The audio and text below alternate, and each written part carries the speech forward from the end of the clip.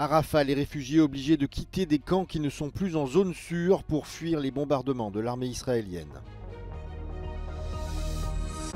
Anthony Blinken promet à la Moldavie le soutien des États-Unis face aux menaces de la Russie. Une aide est accordée au pays pour renforcer son secteur énergétique.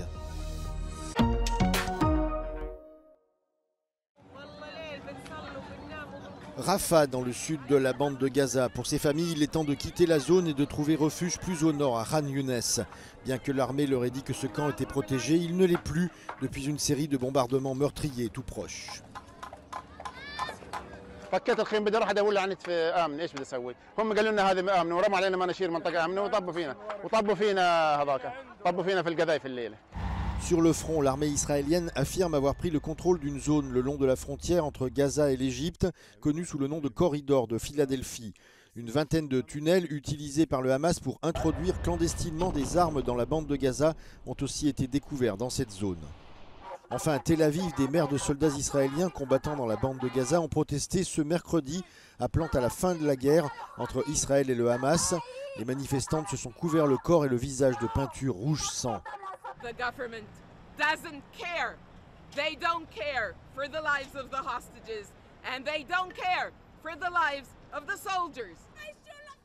L'armée israélienne affirme qu'au moins 290 soldats ont été tués depuis le début de l'opération terrestre à Gaza en octobre.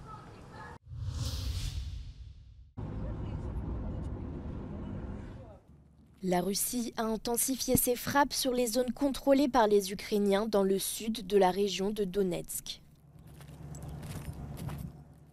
Au cours des dernières 48 heures, au moins 2 personnes, un garçon de 13 ans et un homme de 53 ans, ont trouvé la mort dans un bombardement sur un quartier résidentiel.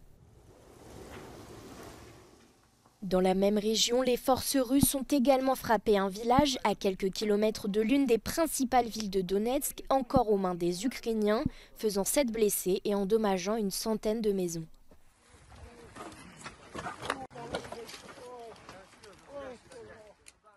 Les Russes auraient utilisé des bombes aériennes hautement explosives, les mêmes qu'à Kherson, où 3 personnes ont été tuées et plusieurs autres blessées, dont des volontaires français.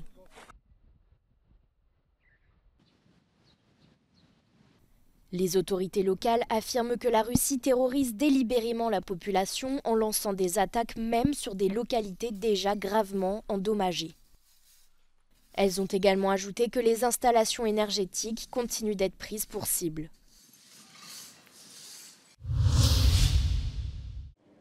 Anthony Blinken promet à la Moldavie le soutien des États-Unis face aux menaces de la Russie.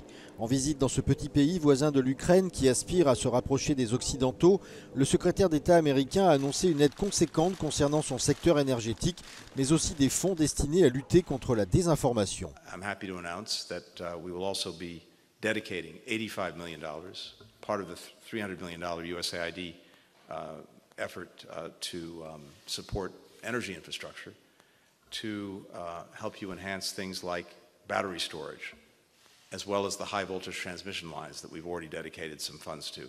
And that in turn will strengthen your energy resilience, strengthen your grid.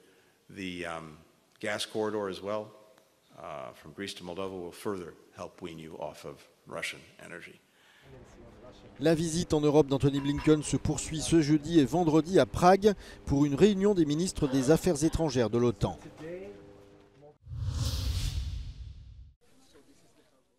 Depuis qu'elle est devenue première ministre de l'Italie, le principal défi de Giorgia Meloni a été de freiner l'immigration clandestine. Promesse difficile à tenir compte tenu de la forte augmentation du nombre d'arrivées de migrants en provenance d'Afrique du Nord. Mais Giorgia Meloni et son parti national conservateur Frères d'Italie s'attribuent le mérite d'avoir changé l'Europe en matière d'immigration. Le gouvernement italien a fortement soutenu le récent accord entre l'Union européenne et la Tunisie, le considérant comme un succès qui a conduit à une diminution de près de 60% du nombre de migrants. Les données officielles pour les 3 premiers mois de 2024 montrent que le nombre d'arrivées a diminué de plus de moitié par rapport à la même période l'année dernière. I dati del Ministero degli Interni confermano una riduzione degli sbarchi e degli arrivi in Italia rispetto al 2023. Qual è il ruolo dell'accordo con la Tunisia in questo tipo di situazione? Molto probabilmente è dovuto dovuto ai maggiori respingimenti che stiamo osservando su quella area geografica, a un inasprimento delle pene, e questo potrebbe significare una direzione dei flussi migratori verso altri paesi come per esempio la Libia. In termini politici noi abbiamo cercato di porre un rimedio, una specie di tappo a questi flussi migratori in una situazione che sembrerebbe emergenziale ma che invece è di lungo periodo, e quindi bisognerebbe di investimenti di altro tipo, per esempio in welfare. Cet accord, qui a été critiqué par plusieurs organisations humanitaires et députés européens pour ne pas avoir respecté les droits de l'homme, n'est pas le seul texte législatif à avoir suscité la controverse. L'adoption du pacte européen sur l'immigration et l'asile n'a jamais autant divisé la majorité au pouvoir et les partis d'opposition italiens. Non serve esternalizzare le frontiere, serve di creare percorsi regolari e regolati che consentano alle persone di viaggiare degnamente, arrivare nei nostri sistemi, essere utili a se stesse, alle nostre economie, ai nostri sistemi sociali, e l'Europa ha le regole e la visione politica per farlo. Crediamo che l'immigrazione sia una delle sfide più importanti, vogliamo difesa delle frontiere, interazione con i paesi di transito, meccanismi di migrazione legale, rafforzamento delle agenzie europee che si occupano di immigrazione e poi più in generale un piano Marshall per l'Africa che consenta di avviare virtuosi percorsi di sviluppo. Des divisions au sein du Parlement italien sont également apparues à la suite de l'appel du gouvernement à développer l'externalisation des politiques d'asile comme le protocole signé entre l'Italie et l'Albanie. Une approche qui gagne en soutien parmi les États membres de l'Union européenne. La commune de Pepinster porte encore les stigmates des inondations dramatiques qui ont frappé en juillet 2021 l'est de la Belgique. L'eau est montée jusqu'au premier étage de certains bâtiments, entraînant la mort de 7 personnes, la fermeture de tous les commerces, d'une école et de l'administration locale. Les images ont choqué l'Union européenne, car ces mêmes pluies torrentielles et ces crues ont aussi touché l'Allemagne et les Pays-Bas. Le bilan est tragique, 240 décès et environ 50 milliards d'euros de dégâts. Pour le bourgmestre, autrement dit le maire de Pepinster, ce phénomène météorologique extrême a servi d'électrochoc tardif face aux conséquences du changement climatique.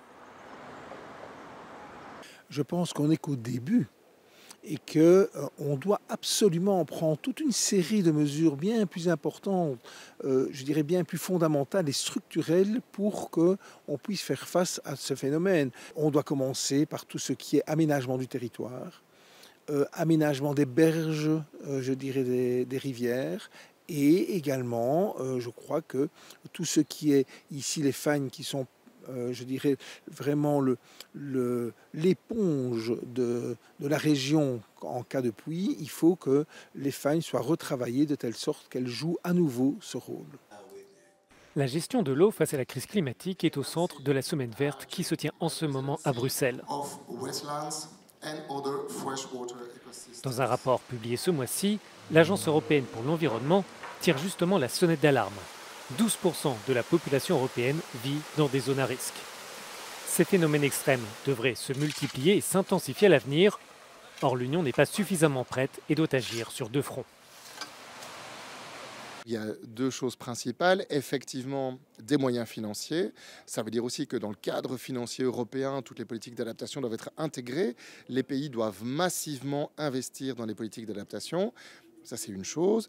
Et puis d'autres choses, c'est des changements de pratique, la mise en place des solutions basées sur la nature. C'est ça qui est le plus efficace. Et donc ça ne coûte pas nécessairement plus cher, mais c'est vraiment des changements de modèle, des changements d'état d'esprit, presque des changements culturels. Selon l'Agence européenne pour l'environnement, les inondations pourraient s'intensifier principalement dans le nord-ouest de l'Europe et dans le centre du continent.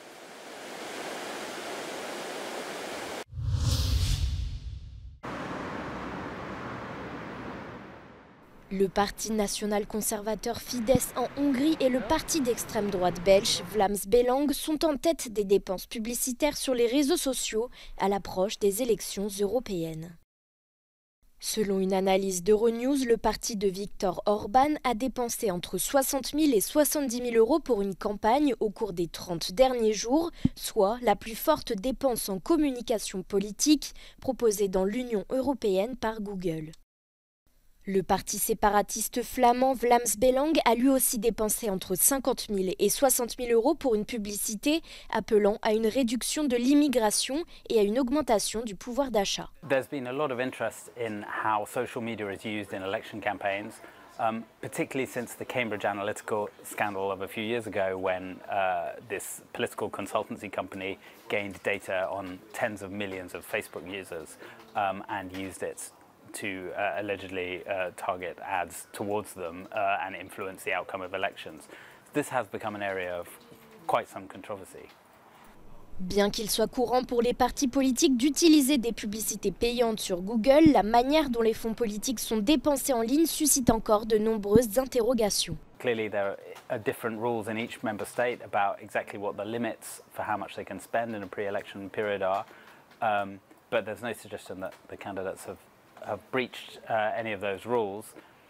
The one thing that is outlawed by new EU rules brought in February is the use of using sensitive personal data to micro-target ads. So if you try and identify what a Facebook user's political beliefs or religious views are and direct advertising towards them based on that sensitive information, that is frowned upon, as is funding election campaigns from outside the EU, given all the allegations we've seen about Russian interference in elections.